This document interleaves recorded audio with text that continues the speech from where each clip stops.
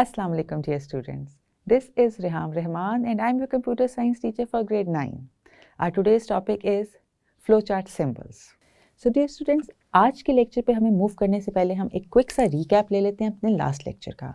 Last lecture जो कि हमारा था वो था अबाउट इंट्रोडक्शन ऑफ फ्लोचार्ट. उसमें हमने डेफिनेशन ऑफ फ्लोचार्ट देखी थी. That was flowchart is the graphical representation of any information in a smooth and organized manner. किसी भी इंफॉर्मेशन को हम एक smooth step by step organized method में जब दिखाते हैं एक पिक्चर की फॉर्म में, दैट इज फ्लो चार्ट. फिर हमने देखा था what is the importance of flow chart in problem solving. जैसा कि हम अपने पिछले लेक्चर्स में डिस्कस करते आ रहे हैं कि कोई भी इंफॉर्मेशन, कोई भी सोल्यूशन किसी भी प्रॉब्लम का अगर हम उसको एक पिक्चर की फॉर्म में शो करते हैं तो एक ज़्यादा अंडरस्टैंडिंग डेवलप करता है. सिर्फ यूज़र के लिए नहीं बल्कि कोई भी शख्स उसको देखे, उस पिक्चर को देखे तो उसको आइडिया हो जाता है कि इस प्रॉब्लम का सोल्यूशन की तरफ हम स्टेप बाय स्टेप कैसे मूव कर रहे हैं. फिर हमने देखी थी requirements of the flow chart. What are the requirements for the flow chart? 4 requirements हमने डिस्कस की थी अपने लास्ट लेक्चर में. फर्स्टली इनपुट कोई भी डेटा जो यूज़र इनपुट करता है सिस्टम के अंदर using any input device like keyboard, mouse, scanner, उसको हम इनपुट की फॉर्म में लेते हैं और उस पर फिर नेक्स्ट स्टेप क्या होता है? प्रोसेसिंग का. Next requirement of the flow chart is processing. जो भी डेटा इनपुट किया है यूज़र ने उस पर फिर प्रोसेसिंग होती है. इस प्रोसेसिंग में कैलकुलेशंस की जाती हैं उस डेटा पर और उन कैलकुलेशन के रिजल्ट को भी स्टोर किया जाता है. Then comes a third requirement, that was decision making. जहाँ पर भी हमें डिसीजन मेकिंग रिक्वायर्ड हो, like if we have to decide whether the statement is true और नॉट, और कोई क्वेश्चन जिसका आंसर हमें येस और नो में देना हो, जहाँ पे भी हमें कन्फ्यूजन हो दो स्टेटमेंट्स में और हमें डिसाइड करना हो which one is true and which one is false, वहाँ पे पार्ट प्ले करता है डिसीजन मेकिंग का process. Then lastly we have output. Output में जो भी हमारे पास इनपुट की यूज़र ने उस पर प्रोसेसिंग हुई, उस पर डिसीजन मेक किया गया और फाइनली जो हमने इंफॉर्मेशन की फॉर्म में यूज़र को आउटपुट देनी है यूजिंग एनी आउटपुट डिवाइस. सो ये तो थी requirements of the flow chart. Now we are going to move towards our today's lecture, that is symbols of flowchart. Now we are going to discuss the symbols that we use in making of a flowchart. What is a symbol? पहले तो हम ये देखते हैं symbol क्या होता है. Symbol is a thing or a character or any mark that stands or represents for something else. Symbol हम उस चीज़ को कहते हैं, उस कैरेक्टर को कहते हैं जो कि किसी और की रिप्रेजेंटेशन दे रहा होता है. जो हम सिंबल को कर रहे होते हैं बट वो रिप्रेजेंट किसी और चीज़ को कर रहा होता है, that is called symbol. Flow chart में यूज़ होते हैं स्पेशल टाइप के सिंबल्स जो कि रिप्रेजेंट करते हैं हर स्टेप को और हर नेक्स्ट एक्शन को जो भी लिया जाता है फ्लो चार्ट के अंदर. तो आज हम डिस्कस करेंगे कुछ बहुत कॉमनली और वाइडली यूज़ होने वाले सिंबल जो कि फ्लो चार्ट की डेवलपमेंट में होते हैं यूज़. वैसे तो कुछ और भी हैं बट हम जो मोस्ट कॉमनली यूज़ किए जाते हैं सिंबल्स उनको डिस्कस करेंगे. So let's discuss symbols one by one. The first symbol is the terminal. This is an Oval shape symbol और ये यूज़ होता है जब हम फ्लो चार्ट को स्टार्ट करते हैं और एंड करते हैं. स्टार्टिंग और एंडिंग शो करने के लिए फ्लो चार्ट की हम इस सिंबल को यूज़ करते हैं. इसको हम टर्मिनल कहते हैं और ये एक ओवल शेप का सिंबल है. The next symbol is process. ये रेक्टेंगुलर शेप का है और इस पर वो सारी प्रोसेसिंग होती है जो हमने डिस्कस की थी कि जब भी कोई इनपुट दी जाती है यूज़र की तरफ से तो उस पर जो कैलकुलेशन की जाती है और कैलकुलेशन के रिजल्ट को स्टोर किया जाता है तो we use this symbol, that is called a process और इसकी शेप है rectangular. Then this diamond shape symbol is called decision. ये वो सिंबल है जहाँ पे हम डिसीजन मेकिंग का पार्ट करते हैं, जहाँ पे हम डिसाइड करते हैं कि इसके बाद हमें नेक्स्ट स्टेप क्या लेना है प्रोसेस में. यहाँ पे डिसाइड किया जाता है weather the statement is true और फॉल्स और द क्वेश्चन का आंसर येस और नो की फॉर्म में है. हम डिसाइड करते हैं इस वाले सिंबल को यूज़ करके कि अब नेक्स्ट फ्लो चार्ट का फ्लो किस तरफ जाएगा. This is a very important symbol और इसको हम कंडीशनल फ्लो भी कहते हैं बिकॉज यहाँ से हमारी कंडीशंस अप्लाई होती हैं और फिर उसके अकॉर्डिंग हमारा फ्लो चेंज होता है फ्लो चार्ट में. Now this next symbol that is parallelogram. इसको हम कहते हैं इनपुट और आउटपुट. जब हमने यूज़र से इनपुट लेनी है, जो भी डेटा यूज़र एंटर करेगा फ्लो चार्ट में उसको शो करने के लिए हम ये यूज़ करते हैं पैरेललोग्राम शेप, या जो हमने आउटपुट डिस्प्ले करनी है यूज़र को इन द फॉर्म ऑफ इंफॉर्मेशन, जो भी हमने कैलकुलेशन की, प्रोसेसिंग की, डिसीजन मेकिंग के बाद जो भी हमारे पास आउटपुट आती है उसको शो करने के लिए भी हम यही वाला सिंबल यूज़ करते हैं. Means for input and output we use the same symbol that is shape in a parallelogram. Then we have these arrow lines. These are called arrows and flow lines as well. ये हमें बताती हैं कि हमारा flow chart किस flow में move कर रहा है. एरो हेड हमें डायरेक्ट करता है, बताता है हमें ये बात कि हमारा फ्लो चार्ट किस डायरेक्शन में मूव कर रहा है. हमें पता चल जाता है कि अब हमारे फ्लो चार्ट में नेक्स्ट स्टेप क्या है, अब हम किस तरफ मूव करेंगे, हम आगे जाएंगे या हम रेपिटेशन की तरफ पीछे आएंगे. सो these indicate the flow of our flow chart. The last symbol is that we are going to discuss today is this connector. This is a circle shape, इसको हम connector कहते हैं. जब हमारा flow chart लेंथी होता है, कोई बड़ी कॉम्प्लेक्स प्रॉब्लम का हम फ्लो चार्ट डेवलप कर रहे हैं जो कि एक पेज पर पूरा नहीं आ रहा, तो हमें उसको कनेक्ट करना है, हमने शो करना है कि ये फ्लो चार्ट अब नेक्स्ट पेज पर जा रहा है. तो उस कनेक्टिविटी को कनेक्ट करने के लिए, फ्लो चार्ट के 2 पेजेस को कनेक्ट करने के लिए we show this symbol of circle that is called connector. In a flow chart, जैसे कि हमने पहले भी डिस्कस किया, यूज़र डेटा इनपुट करता है using any input devices, keyboard, mouse, scanner, किसी भी इनपुट डिवाइस को यूज़ करके यूज़र इनपुट करता है डेटे को. उस पर फिर हम उस दी हुई इनपुट को एक पर्टिकुलर नेम से कंप्यूटर मेमोरी में स्टोर कर देते हैं. फर्दर उस इनपुट पर कैलकुलेशन परफॉर्म होती है जो कि पार्ट है प्रोसेसिंग का, और फिर उस कैलकुलेशन के बाद जो रिजल्ट आता है again that is store in computer memory. और लास्टली हम उस जो हमारे पास कैलकुलेशन के बाद जो रिजल्ट आया है, हम उसको आउटपुट डिवाइस पर शो कर देते हैं, यूज़र को आउटपुट दे देते हैं using any output device, mostly monitor या प्रिंटर. तो इन आउटपुट डिवाइसेस में से हम किसी को भी यूज़ करके यूज़र को आउटपुट दे देते हैं जो भी हमने आफ्टर द कैलकुलेशन हुई हैं उसके ऊपर, गिवन डेटा के ऊपर, और जो इन्फॉर्मेशन की फॉर्म में आ गई है हमारे पास आउटपुट, वो यूज़र तक चली जाती है. So that's how the flow chart processing works, और इसी फ्लो में चलता है नॉर्मली फ्लो चार्ट का flow. Now we are going to discuss few examples. हम डिस्कस करेंगे एग्जाम्पल्स, या आप उसको प्रॉब्लम्स कह लें, कुछ प्रॉब्लम सॉल्विंग करेंगे. हम बेसिक से स्टार्ट करेंगे और फिर ग्रेजुअली हम थोड़ी डिफ़िकल्ट प्रॉब्लम्स की तरफ मूव ऑन करेंगे. सो आज की हम फर्स्ट एग्जाम्पल जो कि हम सॉल्व करने जा रहे हैं, हम देखने जा रहे हैं, उसको हम समझेंगे. That is a very simple one. We are going to convert Celsius temperature into Fahrenheit temperature. बहुत सिंपल सी कैलकुलेशन होगी इसमें, बहुत सिंपल छोटा सा फ्लो चार्ट डेवलप होगा इसका, कि हमारे पास टेम्परेचर दिया गया है सेल्सियस की फॉर्म में और हमने उसको कन्वर्ट करना है फ़ारेनहाइट में. तो उसके लिए एक फार्मूला अप्लाई करेंगे. लेट्स हैव अ लुक कि हमारा ये फ्लो चार्ट कैसे डेवलप होगा. सबसे पहले हम करेंगे, हमने जैसे कि बताया था आपको, सिंबल्स में हमने डिस्कस किया था, जब भी हम अपने फ्लो चार्ट को स्टार्ट करते हैं तो हम कौन सी शेप यूज़ करते हैं, that is an Oval shape, और उसको हम क्या कहते हैं, टर्मिनल. सबसे पहले हमने टर्मिनल यूज़ किया, उसमें हमने स्टार्ट लिख दिया टू शो कि अब हमारा जो फ्लो चार्ट है वो स्टार्ट होने लगा है. Next step, that is the very obvious one. जब हम फ्लो चार्ट को स्टार्ट करेंगे तो definitely we required an input, that is the first requirement of the flow chart. हमने यूज़र से इनपुट लेनी है. And if you remember, which symbol we use for taking the input from the user? That's correct. We use parallelogram. हम parallelogram बनाएंगे और उसमें हम लेंगे इनपुट नंबर, और जो हमने उसको कर दिया सेल्सियस. इसमें हमें जो भी यूज़र अपना इनपुट देगा in the form of a number, वो पर्टिकुलर नेम के साथ मेमोरी में सेव होगा. That name is Celsius. हमने वो इनपुट सेल्सियस में सेव कर दी.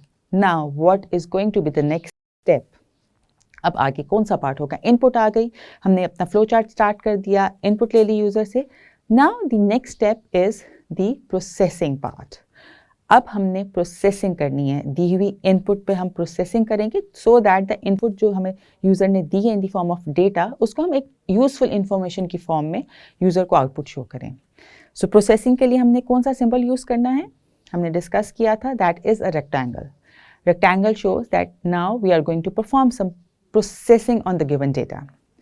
हमने एक रेक्टेंगल शो किया, और हमें रिमेंबर हम इन सारे सिंबल्स को कनेक्ट कर रहे हैं थ्रू एरोज, जो कि एरोज हमें बता रहे हैं फ्लो. हमारा स्टार्ट से हमने जो हमने सिंबल किया, उसके बाद हमने एरो शो किया, that is pointing downward, means कि अब नेक्स्ट स्टेप यहाँ पे जा रहा है, जो कि हमने यूजर से इनपुट ली पैरेललोग्राम में. Then the next step is rectangle, that is the processing part. अब यहाँ पे प्रोसेसिंग होगी उस पर जो कि हमें यूजर ने इनपुट दी है. हम यहाँ पे फ़ारेनहाइट का फॉर्मूला लगाएंगे, that is Fahrenheit is equals to Celsius multiply by 9 divided by 5 plus 32. That is the formula that we use.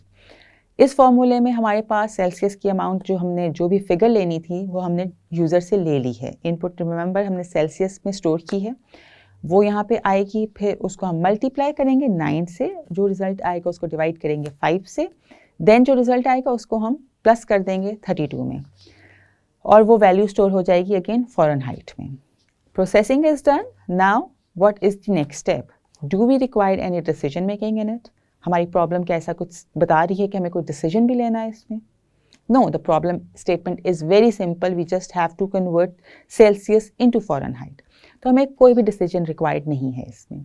So the next step going to be, हमने आउटपुट प्रिंट करवा देनी है, यूज़र को output दे देनी है.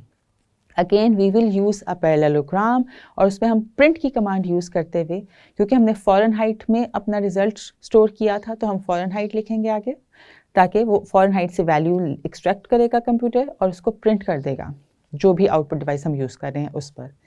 And then lastly हमारा जो प्रोसेस है, हमारा flow chart is going to and.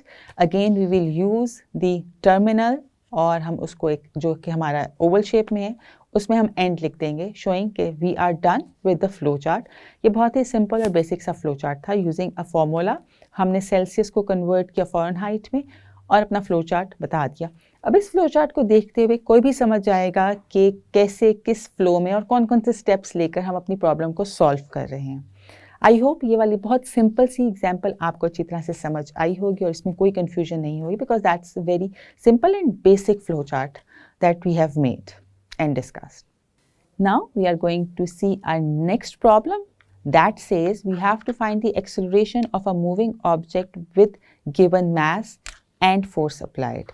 हमें एक ऑब्जेक्ट की, जो कि मूविंग ऑब्जेक्ट है, उसकी एक्सेलरेशन फाइंड करनी है, और हमारे पास मास और जो फोर्स उस पर अप्लाई हो रही है वो ऑलरेडी हमारे पास गिवन है. पहले हम देखते हैं व्हाट इज एक्सेलरेशन. मतलब आपने फिजिक्स में definitely you must have heard this word. Acceleration is the rate of change of velocity with respect of time.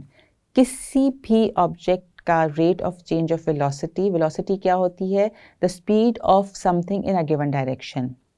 किसी भी ऑब्जेक्ट की जो स्पीड होती है वो किस तरह से चेंज हो रही है, speed in a given direction, उसको हम वेलोसिटी कहते हैं. कौन सी स्पीड से ऑब्जेक्ट मूव कर रहा है इन अ गिवन डायरेक्शन, उसको वेलोसिटी कहते हैं. और एक्सेलरेशन क्या है? वो रेट जिससे वो स्पीड चेंज हो रही है with respect of time, that is acceleration. तो but that is a part of physics. But क्योंकि आपकी प्रॉब्लम का पार्ट था इसलिए हमने कहा डिस्कस कर लेते हैं इसको हल्का सा, क्या क्या आपको समझ आ जाए कि what is acceleration. So we have to find the acceleration of a moving object with given mass and force applied. अब हमारे पास दो चीज़ें तो गिवन है, that is mass and the force applied on that moving object. हम simple लगाएंगे इस पर एक्सेलरेशन का फॉर्मूला और हम अपना फ्लो चार्ट डेवलप करेंगे. अगेन एज आपको पहले भी बताया, जब भी हम अपना फ्लो चार्ट स्टार्ट करते हैं we use a symbol of terminal. उसमें हम लिखेंगे start, then with the arrow line. Next step क्या होगा? Definitely we are going to take the input from the user. और इनपुट क्या है? जैसे कि प्रॉब्लम में बताया है हमें कि मास and force is given. Means जो हमें मास और फोर्स कौन दे रहा है? यूज़र इनपुट कर रहा है. तो यूज़र से हम लेंगे इनपुट मास एंड फोर्स की. वो अपनी जो भी अमाउंट है वो पर्टिकुलर नेम्स के साथ हमने इन दो को मेमोरी में सेव कर लेंगे अगेंस्ट जो भी वैल्यू यूज़र एंटर करेगा against mass and the force applied. तो नेक्स्ट स्टेप इज हमने इनपुट ले ली. Then next step is again we are going to do some processing on the given input. Processing में हम use करते हैं rectangle और उसमें हम अप्लाई करेंगे सिंपल एक्सेलरेशन का formula, that is acceleration is equals to force divided by mass. हमारे पास फोर्स गिवन है as an input from the user and mass is also given by the user, और हमने उसको स्टोर कर लिया है कंप्यूटर मेमोरी में against these two names respectively. उस पर कैलकुलेशन परफॉर्म होगी और जो भी रिजल्ट आएगा उस कैलकुलेशन का उसको हमने स्टोर कर दिया. एक्सेलरेशन ACC को हमने उस पर्टिकुलर नेम दिया है, उस जिससे हमने उस मेमोरी में स्टोर किया इस नेम से उस गिवन रिजल्ट को. फिर next step calculation is done, processing is done. Again इस स्टेटमेंट में कोई भी डिसीजन मेकिंग रिक्वायर्ड नहीं थी, सो डिसीजन मेकिंग वाला पार्ट अभी तक हमने टच नहीं किया. We are going towards the output, that is again we are going to use a parallelogram. उसमें हमने प्रिंट की कमांड यूज़ की और हमने प्रिंट करवा दिया एक्सेलरेशन की गिवन जो हमारे पास रिजल्ट आया था after calculation. Done, we have solved the problem. So simple, we will end our flow chart using the terminal और उसमें हम लिख देंगे एंड। ये भी एक बहुत सिंपल और बेसिक सा फ्लो चार्ट था। हम इसको इसलिए रिपीट कर रहे हैं ताकि आपको अच्छी तरह से अंडरस्टैंडिंग डेवलप हो जाए, ताकि हम फिर नेक्स्ट स्टेप पर मूव कर सकें थोड़े से और कॉम्प्लेक्स फ्लो चार्ट की तरफ। इसलिए अभी हम सिंपल फ्लो चार्ट्स की प्रैक्टिस कर रहे हैं, कोई कंफ्यूजन नहीं, सिंपल। हमने 3 प्रोसेसिंग हमने इसमें की हैं, 3 स्टेप्स एक्चुअली हमने इसमें लिए हैं। यूज़र से इनपुट ली, उस पर प्रोसेसिंग की प्रोसेसिंग वाले पार्ट में, और यूज़र को output they the in the form of information. That's it. हमारे फ्लो चार्ट अभी तक जो हमने पहले भी डिस्कस की एग्जाम्पल और ये वाली भी 3 स्टेप्स में कवर हो रहे हैं। So these are the very basic flowcharts that we are going through. So the next problem that we are going to discuss, the next example we are going to show here is to find the volume of a cube. हमने एक cube का volume find करना है. Again, very simple problem. No decision is required. ये भी हमारा 3 steps में flowchart done हो जाएगा. I hope मेरे बताने से पहले ही आप ये करना start कर देंगे, because इतना आपकी grip आ गई होगी इन basic flowcharts को develop करने के लिए. इसमें हमने क्या करना है, सिंपल वॉल्यूम का फॉर्मूला यूज करना है, that is volume is equal to 3 time H. हमने स्टार्ट किया अपना flow chart using a terminal. Again हमने इसमें स्टार्ट लिखा, arrow down, arrow flow lines के साथ हमने कनेक्ट किया अपना next process, that is input process. Start करने के बाद जब तक हम यूजर से इनपुट नहीं लेंगे हम कोई नेक्स्ट स्टेप की तरफ मूव नहीं कर सकते। सो हमने इनपुट ली using a symbol of input that is in the shape of a parallelogram. हमने इनपुट ली, इनपुट हमने ली एज, क्योंकि हमारे फॉर्मूले में हमें रिक्वायर्ड है। हमने एज के नेम से हमने उसमें इनपुट ली, और जो भी इनपुट की हमने इस पर्टिकुलर नेम में उसका डेटा स्टोर कर दिया मेमोरी के अंदर। Next step, we are going to do some processing on the given input so that हम यूज़र को उसकी रिक्वायर्ड आउटपुट दे सकें। इस प्रोसेसिंग पार्ट में जो कि रेक्टेंगुलर है, हमने फॉर्मूला अप्लाई किया, volume is equal to 3 time H, और उस पर जो भी कैलकुलेशन हुई उसका रिजल्ट हमने वॉल्यूम के पर्टिकुलर नेम के साथ मेमोरी में स्टोर कर दिया। नेक्स्ट स्टेप में हम we are done with the processing, so the next step is to show the output to the user. Print command use की हमने, parallelogram that is called terminal symbol, उसके अंदर हमने प्रिंट किया volume, and we are done with the flow chart. हमने terminal show किया और उसके अंदर एंड लिख दिया। So means the process is done, the flow is done, is end here. Again 3 step का ये flow chart था, very basic, no decision making required, just the input, processing and showing the output to the user. So our today's last problem that we are going to discuss is to find a plain interest on an amount. हमने एक amount पर plain interest find out करना है। इसमें हम करेंगे interest, plain interest का formula use, that is plain interest is equals to amount multiplied by rate divided by 100 into the year. इससे हमें पता चल जाएगा हमें क्या क्या इनपुट रिक्वायर्ड है यूज़र से। हमें रिक्वायर्ड है अमाउंट, हमें रिक्वायर्ड है रेट, हमें रिक्वायर्ड है year. So we are going to make it like this, क्योंकि हमने 3 एग्जाम्पल्स ऑलरेडी कर ली हैं उन्हीं 3 स्टेप्स पर, तो हमें कोई प्रॉब्लम नहीं होगी ये वाला फ्लो चार्ट डेवलप करने में। We are going to start with the terminal symbol, flow line के साथ हमने एरो लाइन के साथ कनेक्ट किया। Next step that is taking the input from the user using that parallelogram shape, जिसको हम इनपुट भी कहते हैं। उसमें हमने यूजर से इनपुट ली अमाउंट, रेट एंड ईयर। ये 3 इनपुट ली हमने और इनको इन्हीं 3 पर्टिकुलर नेम्स के अगेंस्ट सेव कर लिया। Then the next step is processing, जो हमने यूज़र से इनपुट लिया उसको हम प्रोसेसिंग करेंगे और यूज़र को आउटपुट शो करेंगे। प्रोसेसिंग में हम यूज़ करेंगे फॉर्मूला जो कि मैंने आपको पहले बताया था, प्लेन इंटरेस्ट का formula, that is amount into rate divided by 100 multiply the year. ये हमने फॉर्मूला अप्लाई किया, इस पर कैलकुलेशन हुई प्रोसेसिंग वाले पार्ट के अंदर, जो रिजल्ट आया उसको हमने स्टोर कर लिया इंटरेस्ट, प्लेन इंटरेस्ट के नेम से मेमोरी में। Then the next step is to show the output to the user. Again, we are using the parallelogram and print command to show the output to the user. Lastly, the terminal with the end in it. So, ये हमारी simple सी हमने 3 steps वाली आज basic flow chart की हमने practice की।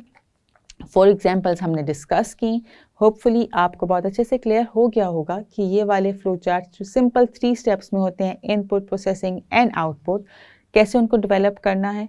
That is very easy और आपको बहुत अच्छे से समझ आ गई होगी। I hope that.